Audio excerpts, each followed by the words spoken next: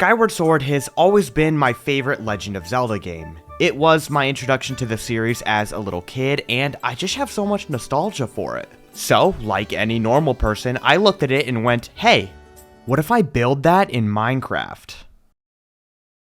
And so it was. The plan is simple. First, we'll start with the Knight Academy, as its smaller island can help us establish a scale for the build and break into the project. Then, we'll move down to the main island, building towards the lighthouse before wrapping around to finish the Bazaar.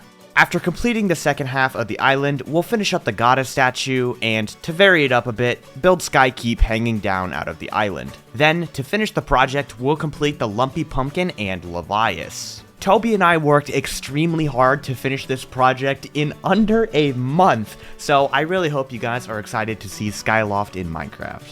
Also, subscribe, we're almost at 100k. The Knight Academy is perched on a small island alongside the training hall. Toby and I decided to start here not only because it's a smaller island, but also just because it's where you start the game itself. First, we began to outline parts of the island, attempting to come up with a scale for this. These steps were extremely crucial because they would decide the scale for the entire project. After messing around with the outlines around the top of the island, however, we decided to just move straight on to the Knight Academy. We figured that it would be easier to figure out a scale for the Knight Academy before going back to conform the island around it. Our concern was that we would figure out a scale for the island only to learn that we chose one that was too big or small to properly build the Knight Academy. It was still a struggle though, because the block palette we were working with was just not very good. We learned pretty early on here that the colors in Skyward Sword are very hard to match in Minecraft. We did end up finding something that we wanted to stick with, however, using a gradient with blocks like sandstone and oak wood posts. We quickly completed the main structure, which was not a fun shape, as I'm sure you can see, before moving along to fix up the top entrance. There's a large sort of arching pattern above the main entrance. I fixed up this arch while Toby worked on the ground outside the entrance. While we're figuring out the rest of the main structure, it's a good time to mention Toby's part in this project. In almost every single clip you see in this episode, he is right there building alongside me. So seriously, big thank you to him, because without him this project would not have come out this soon. His links are in the description. You should go subscribe to him because he might start uploading soon. After finishing up the Knight Academy, we moved on to the training hall next door. This was a pretty interesting structure, and it was also at an odd angle. But it was slight enough to where Toby and I were just able to build it on the regular axis and use world at its rotate command. We did have to fix it up a bit afterwards, but that's to be expected when you use this command. Finally, with the rest of the island outlined, we began to work on the underside. As these floating islands do have something underneath them, it's just mostly rock. Obviously, these undersides are not going to be completely 100% accurate, but we did match the style and the general shape for each island. With that finished, the final step was to pretty up the rest of the island. I worked on adding all of the walls and fences along the outer edge, while Toby continued work on the upper edge, figuring out a design for the archways on either bridge. With the first island complete, we were ready to move on to the bulk of Skyloft. We decided to split the island into two parts, building the left side first. Once again, Toby and I started out by trying to outline the main island, which was a little tricky as we were now having to perfectly match the scale of the Knight Academy island. This makes me realize how lucky I am with the Breath of the Wild project, since the map is already done for me. Finally, we began on the path to the lighthouse, planning to build our way from the Knight Academy to the main dock. We put in some trees which I already designed for the Breath of the Wild project, coming up with some basic designs for the fences and staircases all around the area. Further down the path, I built up the first of two windmills that are across Skyloft, while Toby began work on the first of the hobbit-like homes spread across the island. Finally, we made it to this large stony area with the lighthouse, which I like to refer to as Groose Plaza because it's where you first meet Groose, the greatest Zelda character of all time. We quickly came up with a pattern for the floor and added in a lot of the smaller details, such as the wooden storage units on the left side. After that was finished, I got to work on the lighthouse, which at first I thought was too thick. I thought it might be too wide and that it was too large for this scale, but looking back, I think it turned out alright. And since we do build Skykeep later on, that means that the top harp area has to be showing as well. So I built that up alongside the weird mirror thing that opens up the Thunderhead. I don't know what it is. Continuing north along the path, I wanted to wrap around the rest of this part of the island and finish off with the Bazaar. A lot of the small terraining work around here was probably more annoying than you think it is. We kept noticing small inconsistencies with the size and scale of these areas, forcing us to change up the entire island to fix the mistakes. Toby got to work building up this small area with the house that has the bird nest on it, which I'm thankful for because I didn't want to do that part.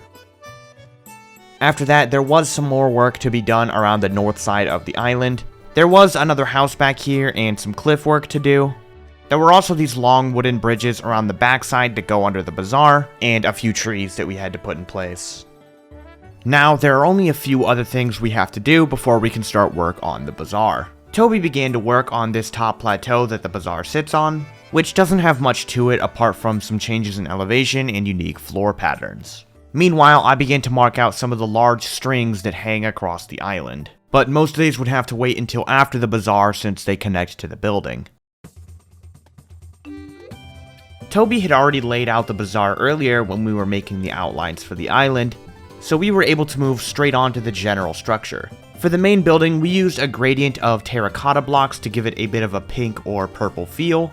It did take us a little bit of time to figure out the colors we wanted to use, but we got there in the end.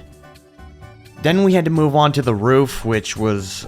we were not looking forward to this part. I started off with the large cloth strand thing that goes down the middle of the building, changing it to a sort of dark purple once I finished outlining it. For the rest of the roof, it was a little tricky to get the shape of the cloth right, and we did end up making some of our own custom additions to it to make it look a bit better in Minecraft. Just like a lot of other builds in this project, figuring out a color palette for the roof was pretty difficult. We eventually settled on some pinkish magenta colors, using yellow terracotta to add in some of the other designs.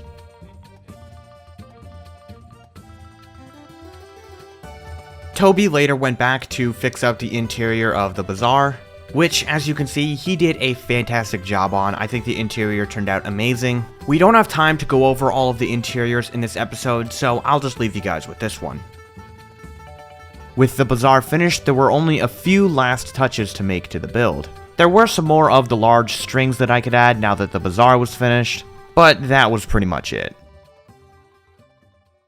Before starting work on the rest of the island, we quickly built up the two bridges that connect Skyloft to the Knight Academy. Now that we knew the proper scale of Skyloft and where it needed to go, we finally felt comfortable enough to build these up. Finally, we were ready to move on to the other side of the island. This side of the island is mostly dedicated to housing for the Skyloftians. Is that what they're called? I'm going with it anyways. But it does have the large waterfall and the cave behind it, so we'll get to that soon. Outlining this part of the island was a bit of a pain, and later I would end up realizing how off these measurements were, so I'd have to go back and change a lot of it later. After finishing the outline, I moved along the path down to the graveyard, which did not take very long to build. I'm sure many of you know that Batro's house is beneath the graveyard, but that needed to wait until we finished the underside of the island. So instead, I went back to elevate parts of the island a lot more, and put in place some of the homes around this area. But as this part of the island was nearing completion, I moved back to connect the two sides with the bridge, comprised mostly of sandstone, spruce wood, and smoothstone. I also began to outline the riverbed, and it wasn't long before Toby and I put in the lake in the river itself. But now, we were finally ready to work on the waterfall. There's a large rock formation here, which you can see me building up with sand, later changing it to stone and giving it a bit of a mossy top. But above it is another floating island which creates the waterfall. On a separate platform, I built the island and flipped it upside down to add above it, but the first draft that you see me building here was a tad bit too big. So I made a second draft here, and I even still had to shave off a few layers from the top to make it fit the scale a bit more. There were also a couple other small islands around it. After finishing the waterfall, we were able to move back down to finish the underside of the island. Like before, we got the rough outline of the island using large spheres of white wool, Unfortunately, this method does not result in a very pretty look, so we had to go through and smooth it out a lot more. We were able to use some commands to speed up the process a little bit, but it still was not enough and we had to go back and smooth it out by hand a lot more as well. But I've had a lot of experience with smoothing out cliffs like this, so I was able to speed through this process. Then, once all the smoothing was finished, we went back and changed all of the wool to stone, andesite, and cobblestone, once again adding dark streaks with blocks like dead coral and acacia wood. With the underside of the island complete, we were finally ready to add in some of the last details, such as the waterfall cave. The cave was incredibly difficult to map out because the underside of the island is not completely accurate to what it is in Skyward Sword, which you can't blame me for. I can't make every small outcropping of rock accurate to what it is in game. So I did have to change the scale and make my own custom additions to make it match the island a bit more, but it still has relative accuracy to Skyward Sword. I added in the secret chests and made sure that most of the stalactites were accurate to where they are in game, before I changed the color of the stone to match the darker tone of the cave. Once I finished with the interior of the cave, I made the little opening that comes out at the bottom, but there's really not much here apart from a dock and some grass. But it was also around this time that Toby and I went down to finish Batro's house, which again, we are doing the interiors for these buildings, but we don't have time to go through all of them.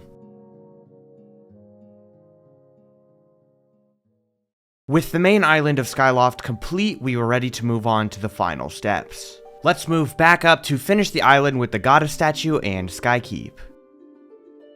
Toby and I started with a large circle, using this as the base for the goddess statue island. The island is pretty circular, but we would have to still make some slight adjustments to match the terrain better. After we outlined where a lot of the structures would go, I got to work on the goddess statue.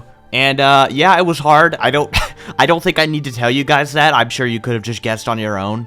I quickly came up with the rough outline for the width and height I wanted for the statue.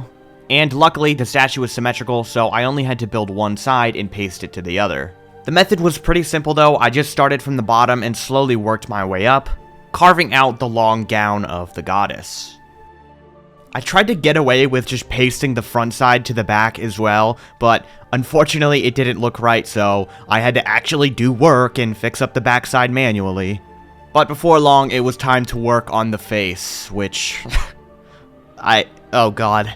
Listen, it took a while. I know the face is not that good. Just pretend it's not there. Just ignore it, please. I had no idea what to do with the face. I tried for a long time, but honestly, I didn't know what the heck to do for it.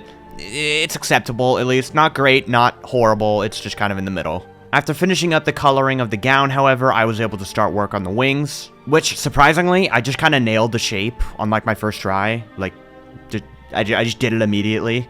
I wasn't sure what to do for the actual color of the wings, though, and I ended up settling on a bit of a gradient with some stone and other light gray blocks. After that, I just had to put in some of the finishing touches and paste the completed side to the other. You may have also noticed as I worked on the statue that down below, work was being done on the other structures as well. Toby finished up the large entrance to the island and the long walls that line it, using a lot of white blocks like calcite and diorite. He finished up the floor patterns in the area as well before moving on to the entrance, which is just part of an octangular room ripped away from the sealed grounds. With the island above finished, however, we were ready to start work on Skykeep.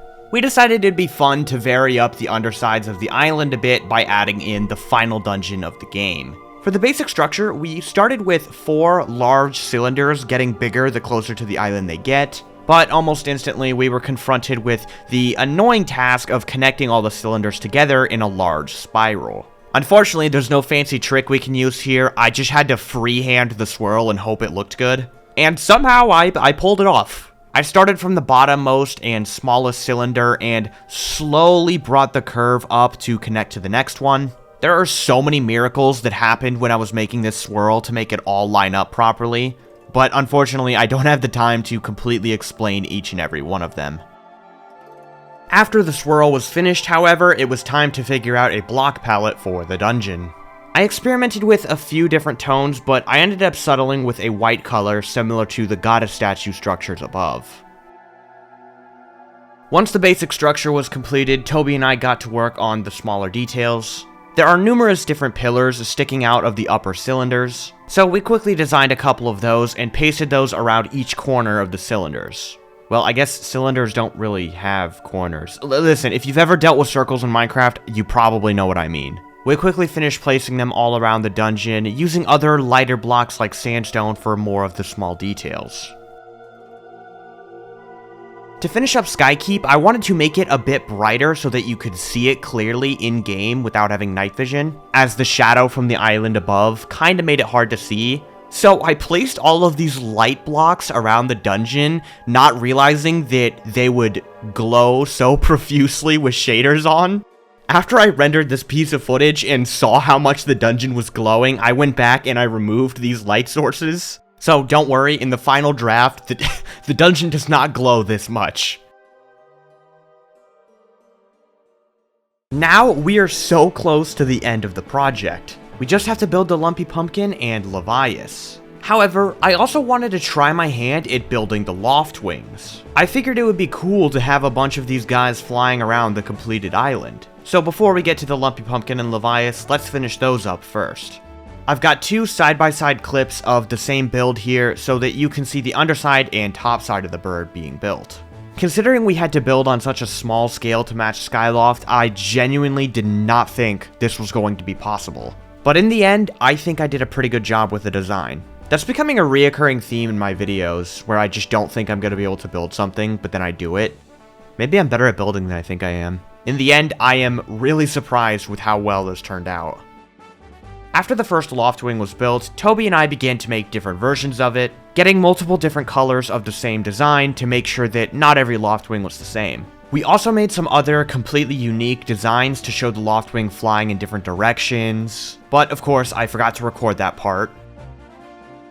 But now, we can start work on the Lumpy Pumpkin. Toby has actually already built the Lumpy Pumpkin on his own before we started working on this video, so we reused the island shape that he had come up with for this video. We quickly added in the large pumpkin patches and the storage area down below, along with the fences on the island and the staircase going up to the building. I began work on the Lumpy Pumpkin on my own, and it was not going well. The shape of the pumpkin was just awful. I could not get it to look right. I thought I got a pretty good shape for it, and I began to start on the structure and outline work. It wasn't long before I was trying to fill up the empty space and actually shape the pumpkin correctly. But after about an hour of messing with it, I could not get it to look right, and at this point, we were really pressed for time. I'm trying to upload once a month this year, and at this point, it did not look like we were going to be able to get this video out before the end of March. So after screwing up this first design, Toby and I decided to just reuse his design that he did on his own, which honestly, I think looks way better than the direction mine was going in. Before adding the finishing touches around Skyloft, Toby and I decided to build Levias, the great dragon, whale, thing, whatever it is that flies around the Thunderhead. We started by building the large plate that goes on top of his head, as we could use this and compare it to Link in-game to try to figure out a scale for Levias. After that, we began to shape the body by using large spheres of white wool, going back to smooth it out later. After shaping the body, however, we needed to figure out what color to make Levias, and that proved to be much more of a difficult task than you would think. It's a bit too red, I think. Red? It's kind of red, yeah. I don't see any red in it. I think we're both a little bit colorblind, so it's like, I don't even know who to trust in this scenario, because Wait, Levias is blue. He's totally blue. I'm looking in game right up next to him. He's totally f***ing blue. Oh, how about red and warped stem? The red in the warped stem? Yeah. Oh, there is a hint of red. Well, it has the blue streaks. This is so awful. Two colorblind people arguing over what color is what. It's so bad. Toby, being the brave man that he is, volunteered to work on the head. Which is great, because if there's anything I learned from the goddess statue, it's that I cannot build faces. He quickly made the indent for the eye socket, and I think it turned out pretty good. Also building up one of the large, weird strands of hair that hangs down from his face. After that, he got started on the large beard, using diorite to match the rough white color. Meanwhile, as Toby struggled on the head, I was working on the fins. For this first fin, I was struggling to get the thickness of the... I don't actually know what it's called, and I'm too lazy to do research on it. The part that looked... the red wool. The red wool part. And after that, I began to put in the white flaps that stretch between the... we just went over this. I don't know what it is. There were 4 fins in total, but I only had to build 2 of them since I could copy and paste them to the other side. Now it's time to add the last details to Levias. Using my experience on the fins, I was able to make quick work of the tail, and I was very thankful to have it at an even 45-degree angle. While I was working on this, Toby began adding all of the barnacles spread across Levias' body. In the end, I feel like we did make Levias a little too big. I feel like he's just a little too chubby here in comparison to what he is in Skyward Sword. But you know what, it's close enough. There were a couple last additions to make to Skyloft. For example, Toby began to build up Beetle's airship, which somehow we had completely forgotten about up until this point. He made quick work of it, however, and I think he did a great job on it. While he was working on this, I was going around Skyloft adding in all of our loftwing designs, flying above and below the islands. Toby also made some perched loftwing designs that we were able to place around the island itself.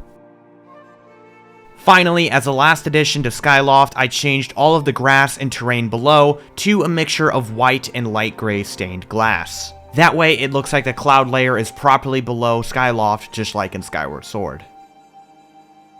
And with that, we have built all of Skyloft in Minecraft.